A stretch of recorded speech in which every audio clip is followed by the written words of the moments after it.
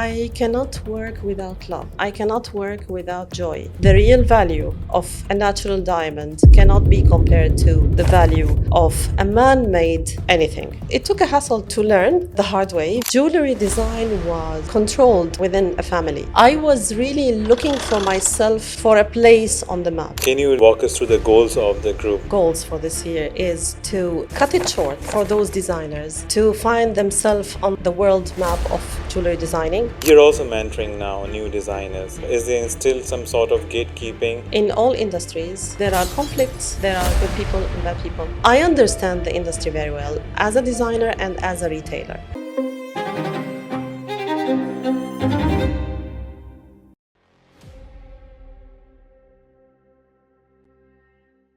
Welcome to another podcast where I bring the stories of jewelry industry, founders, CEOs and designers and anyone who's contributing to the industry. Today's podcast is tribute to the pioneers of Dubai jewelry industry who firsthand witnessed the growth of this industry and seen Dubai growing. They were pivotal in shaping industry, paving the path for newcomers. The credit is due because they made their own way. They figured it out their own way. And in this journey, they have their own set of learnings and understanding and lessons. Today, I'm honored to be joined by very talented Maha Al Sabai, who is a designer, founder, entrepreneur, Dubai Business Group of gold and jewelry designers. Let's join our hands to welcome Maha Al Sabai. How are you, Maha? Thanks for joining us on the Jewelry Pod today. I'm good, Krishna. How are you doing? Doing well. I'm so happy to have you. Finally, we're able to do this. After a long time of trying to get the time to do this, here I am. Happy to be with you. Likewise, I'm very honored to have you today on the Jewelry Pod. Maha, I would start with your success story and how you ventured into jewelry world is not new to people, but still we will cover that. But before that, I would love to know from you that today you are the first choice for people to be jury, to be mentor, to be panel. People want you to be in their events. Before this, there has to be a story. There are your own set of not struggle, I should say, but there's a very inspiring journey that we would love to cover here. And I want you to tell about your initial days. Well, thank you for giving me that information that I am really wanted in a good way. You are, of Not course. wanted. Yes, it's my pleasure. And see, I am in love with the jewelry making in general. I am in love with this industry in all the details, whatever it takes, starting from the paper and the artwork, the sketches, going to the technical issues, to make it a real piece of jewelry, and going through the materials which are coming from the earth. Everything about it, I love it. So I guess maybe that is why when you talk about something in passion, you people trust you because they feel the love out of it. It's not a spontaneous story, and I discovered myself throughout my journey with jewelry because. When I was younger, I did not make a choice to be a jeweler or to work in jewelry design. It was just like, I can say, a coincidence that put me in the industry as an artist. And I think this is the main core and the main first step of my journey. So I'm happy to be talking about jewelry in all the ways, in many aspects, like the jewelry as art, as gemology, and as a trade. And the trade part is the farthest from myself, but yeah, I am a trader in the end. I am a jeweler, a retailer. So I'm trying to cover all of those aspects in the best way I can do. Best part about whole of this process is that you're self-taught. There were no guidebooks when you started. Was jewelry industry so good that you chose it over computer science? Yes, it's a very good mention that you did about there was no guideline or there was no books that teaches you where to start and what to do and what steps you have to take. As you know, like you know me now years before and you know the journey, but I will mention it. I started with the competition of the World Gold Council. So they used to do it yearly regional. So in the Middle East, there is one competition, in Europe, in India, and I got the number one on the Middle East throughout a design I did, and there started the journey. So when I found myself, like I got some proposals from some manufacturers to work for them, and I started looking at myself, oh my God, I don't know anything about the real jewelry. So I am just a purchaser, like I love jewelry. And I had to learn step by step and get to know how things are done and what are the requirements of a manufacturer, what perspectives they look at in terms of not only the beauty of the design, but from a selling point of view, they wanted to be selling. So I had to go through all of these details. I had to understand the materials that I'm using. So I had to study gemology, diamond braiding, and everything about jewelry. So it took a hassle to learn the hard way because, as you mentioned, at that time, jewelry design was controlled or locked in within a family. So it's either you are born a jeweler or you can never be a jeweler. Okay, so it's being inherited. And getting to know any information was almost impossible. When the industry of making jewelry started to expand by having like Rhino and the Matrix and those programs, designing programs. So it got a little bit expanded. So they, those companies, they needed to train some people. And so I took some courses in that term. Then I found out that some secrets are leaking. So I used to grab them, okay? But you can never get them at that time easily. And not as much as today. Today there are schools which teaches jewelry design, gemology, even trade, even whatever, any subject that you need on jewelry, it's there available. Taking back to those days, would you like to bring some instances where you find it very inconvenient or hard to get those information that was very readily available now? But you really had to strive hard to get that information. Yes, I had to travel a lot. I took most of my courses out of Dubai. There was no possibility to have it in Dubai. So I do remember at that time some of the institutes like HRD education used to have a mobile moving course. So they choose some cities and they take the full equipment and they take students from around this city or around this country. So I used to follow where they are and try to come up with the nearest possible. That's interesting. Yes. I consider myself one of the very first designers who really traveled a lot and searched for the information. And which trade secret that you're talking about that you have to work really hard? Was it about sourcing of diamonds? Was it about color stones? Was it about how to make jewelry? Yeah, everything about it, like sourcing, especially sourcing, like where they get the stones from and how do they get them in the best prices. That's a secret, okay? And still, as a trader, of course, we keep the secrets because if your information are exposed, then there's no use for you to make things. Anything related, like even to come up with an identity, a brand identity, was a hassle to know because back then, I'm talking about 25 years back, okay? It was spontaneous. Like there was no really identity for anyone. Most of the jewelers, they look the same, unless you're talking about the big brands, okay? But if you look at the shops that time, almost every shop looks the same with the same concept, with the same color scheme. I was really looking for myself for a place on the map. And I started working even on my image, on my color scheme, on my presence.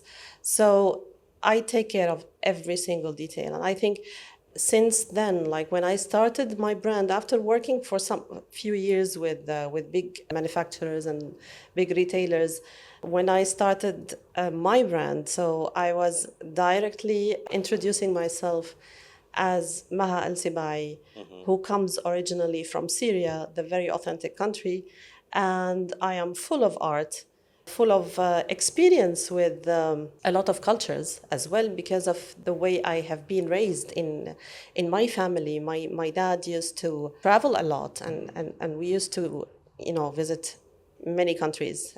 So I was really rich in the mindset where to observe and accept other cultures. So I have my own identity, yet I combined it with a lot of other cultures. But still, being self-taught and having your, I'm proud of your journey, and we all love you for what you do. You're also mentoring now new designers. So how do you find, is there still some sort of gatekeeping, or like you sharing it all?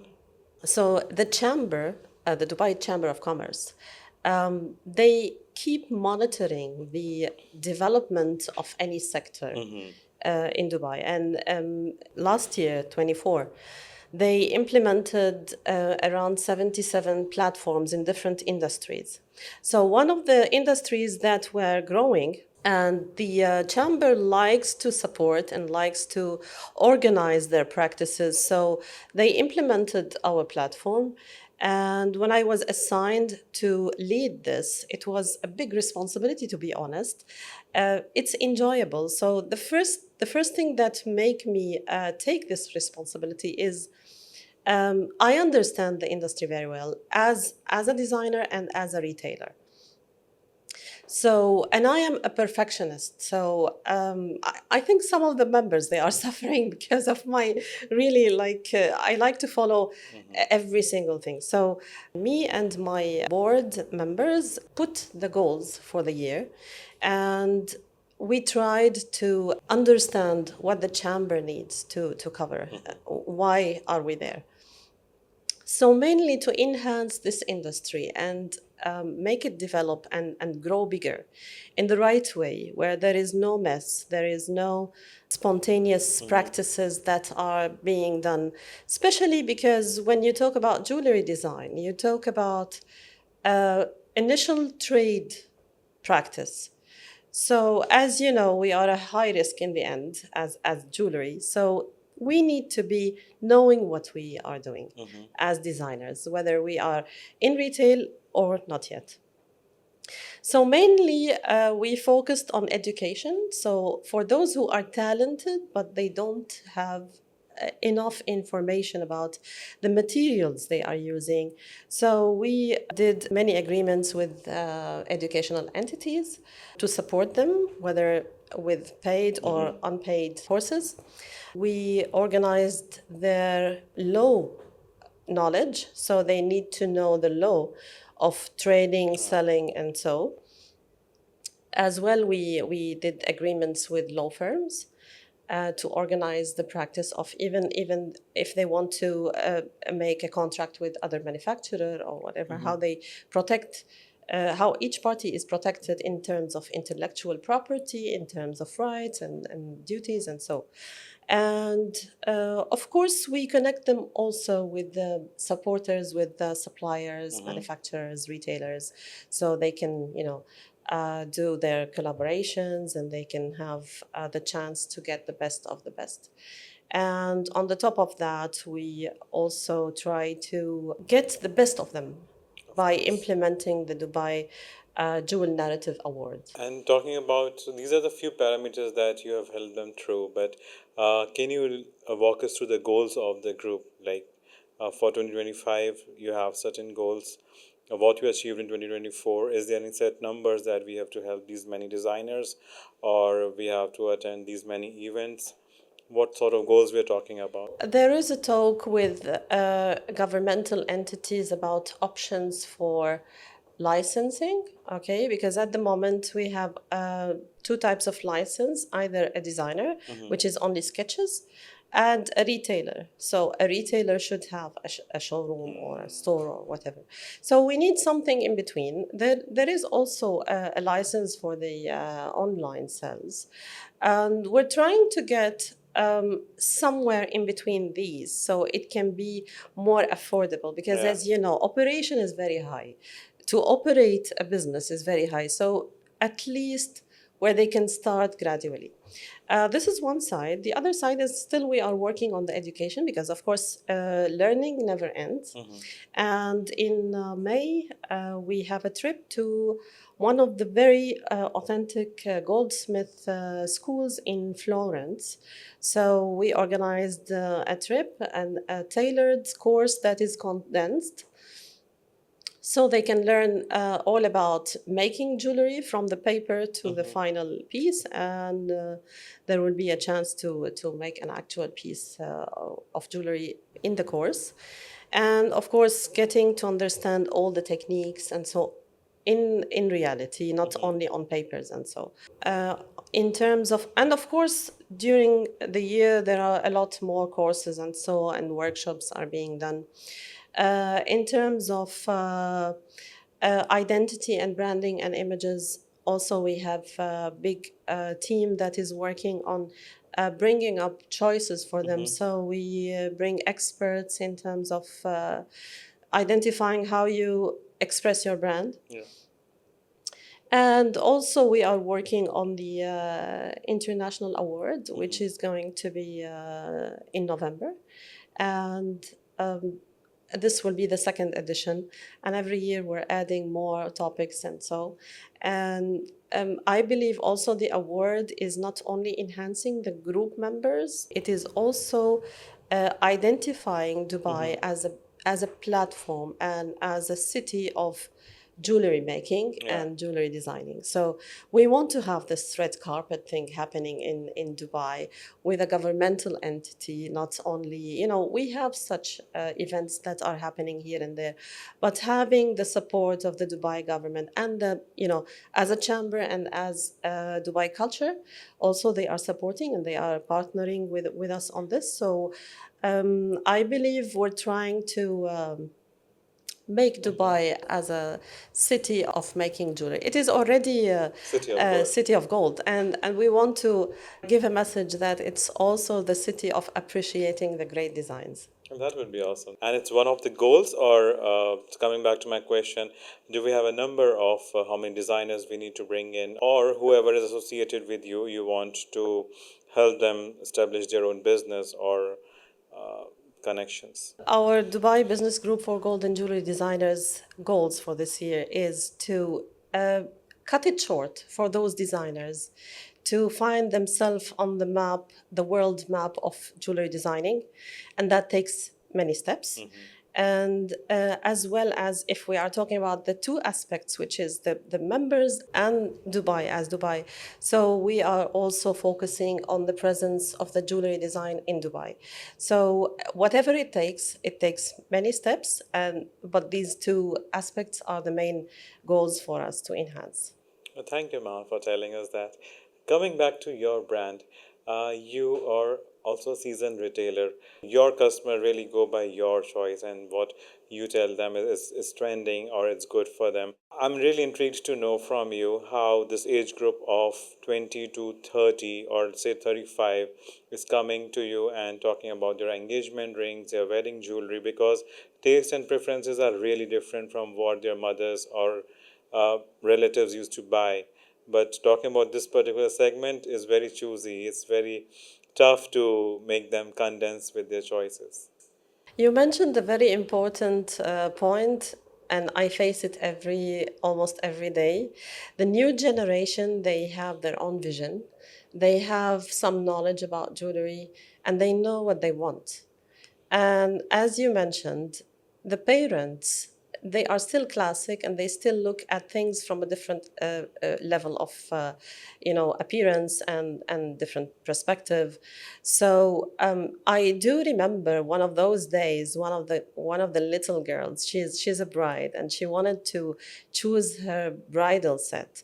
And she wanted me to design it for her. She was going very simple, but very like she wanted a statement, yet not too much of details. And so she was so determined, and she had a very high taste. And she started this argument with the parent, with her mother, and trying to convince her. And the mother wants the very big set, and so she was focusing on big stones, and she wants specific stones in a specific way, and so and this argument, and in the end she ended up crying, because there's a gap between the two generation in understanding the dream of I this day, understand. the dream of the day. So I try to help. I try to come up with the ideas that suits both. In a way, what I have been doing is, I do my wedding sets with a multi-use. So basically, you have the big set, but you can disassemble it and make it, refix it Interesting. in Yeah. different ways. So that helps, because they believe that they're not going to wear this set for, like only in one occasion or two occasions, and it will stay in the safe. So when you disassemble it and make it simpler, remove the middle part or whatever, I can play around, the technique. So, and this is my joy. To be honest, this is the most joyful part. Versatility of the jewelry. Yeah. Yes, where you play around it, and every time you assemble it in a different way. At home, you don't need to come to me. At home, it looks, a different piece and a new piece. So this is my game. That's really Okay. interesting. Smart way. Your understanding of what this generation of clients love it, and does it change your designing process, or you see at the jewelry different way? What are your observations that what jewelry they love? Yes, because I do understand very well. They do some searches before they come. This generation is like, I can say that they eat Google.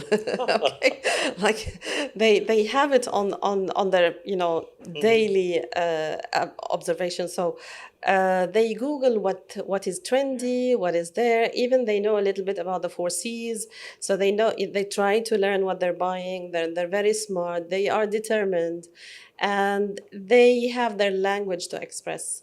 And I always believe that the way we look is a sort of a language, okay, that we express. We tell people, this is me, throughout how we look, okay?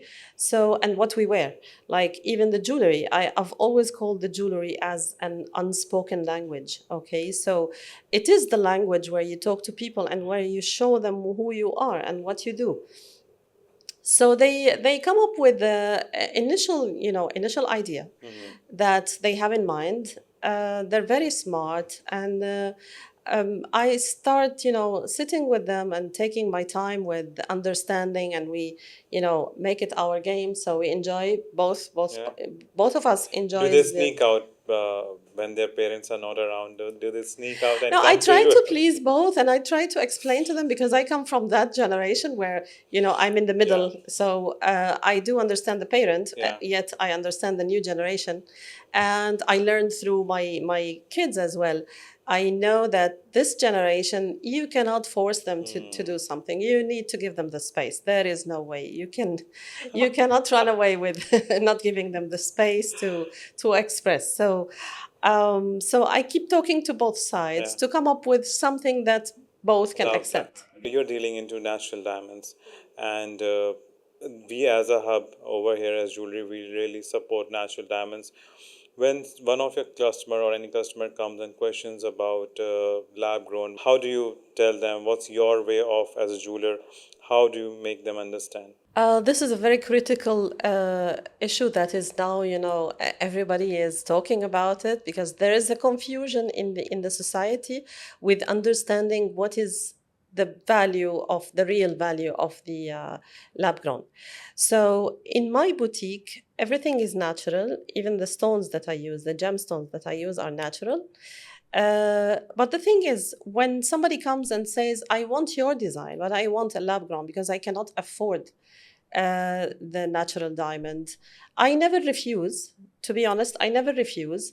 I accommodate that, but I am very transparent and honest, and I have to explain the real value of a natural diamond cannot be compared to the value of a man made anything.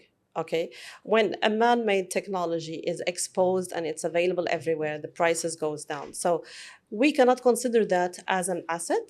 This is my opinion, my personal opinion, and I'm very open about it. And I am transparent with my clients, and I explain to them, for fun, for fashion, for just enjoying the jewelry, go ahead, it's fine, but don't consider yourself having an asset.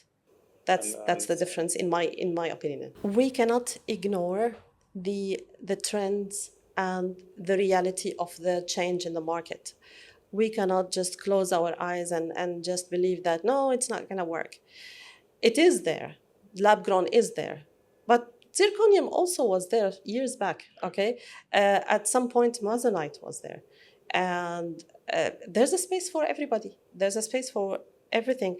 My concern only is the misunderstanding of the real value. So the client's right, it's their right to understand the value over years, like not necessarily over today, because you will be selling them the lab grown, but at least the language of this is an asset, like how the natural diamond goes, it cannot be applied on the lab grown. It's fashion, it's fun, it's nice to have, okay, but it's just for a use. True, true. Correct me, Maha, if I'm wrong. In a recent one of the trade show, one supplier or one trade buyer exchanged lab-grown diamonds with natural diamonds.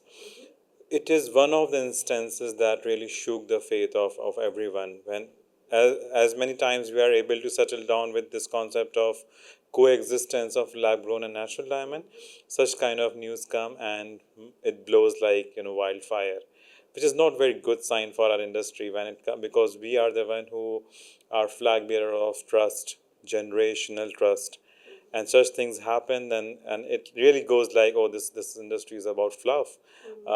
Things are not happening as they should be. You know, Krishna, in all industries, there are conflicts and there are good people and bad people, okay?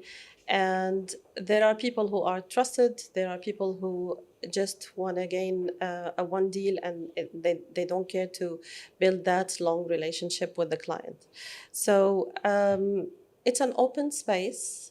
They define how they define themselves in the industry with their clients. But I believe that that conversation between the natural and the lab-grown suppliers, like they are against each other, and they are, everybody wants to like convince the other party that I am right and you are wrong. I believe that there is a space for everyone, and it takes only to be transparent and to put things in reality in the right information.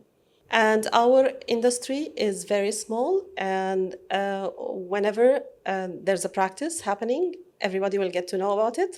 So I guess protecting that is the duty of everyone. I think that's more better way of looking at things, and I feel when something unpleasant or something like this happens, it really goes like it blows out of proportion, honestly, because it's not that this industry is only involved into frauds. It's happening everywhere. It's just people have this aspiration. Oh, gold and diamond is prestigious. Not everyone. It's not everyone's cup of tea. So that's how I personally feel. This is my understanding that why it always goes so much viral every time. Yes. The bigger scams happening other places, but it never gets so much highlighted. Absolutely, absolutely. But I'll tell you why. Because here in the jewelry industry, there's a direct relation between the jeweler and the client. Like, it is somehow emotional relationship, like especially for somebody like a designer. Nowadays, maybe the trend is brands, and that's why, you know, the big brands, they try to create their own storyboard, and they show you that the designer was looking at, you know, and you know, it's never the same taste when you deal with it directly with the designer and know the story behind the pieces. And internationally, the relation is somehow still the family, they deal with one jeweler, and even their children will keep dealing with the same jeweler. That practice is there. So in our industry, there is kind of emotions, and you cannot ignore that part. And when there is emotions, there have to be trust. agree. Trust is That's the big. basic. And Maha, it's a multi-pronged, multi-faceted conversation we had, and I think it's really tough to cover it all in one session. What learning from your past you would love to share with us that really helped you thrive? Because we love you for what you do, we love your brand presence, we love what you create, and you are into mentoring phase as president of the jewelry group. What learning you would love to share on this platform? I learned, or maybe that's my method through life. I cannot work without love. That's the main thing. And I cannot work without joy. So if I want to make a decision on anything, sometimes, you compromise with things. If I want to work with some entity or with somebody, um, I do have some sort of compromise. Of course, you never get what you want 100% every time, but at least you maintain the main goals. So my main goal is joy. As long as I am enjoying what I'm doing, okay, I'm going ahead. And it should be, because you cannot be a perfect artist if you are not enjoying what you're doing. You need to enjoy what you're doing so you can give the best of you. I'm taking those notes from this conversation. Thank you again for sharing these gems of wisdom with us. I'm again thanking you for your time, and we are honored to have you on this podcast. Thank you, Krishna. It's my pleasure. Thank you for sticking around with us for this podcast. I do have this added value to your understanding of Dubai jewelry industry. And there are many other aspects that Jewellery Pod brings to you on this platform. Do you know that the Jewellery Pod is available on 7 different platforms: YouTube, Instagram, Facebook, Spotify, and many other. You can find the details in the description. Leave your comments and feedback below. So we would be doing our best to enhance your experience, and we would love to take the topics that you would love to hear in the next episode. Thank you till we meet again.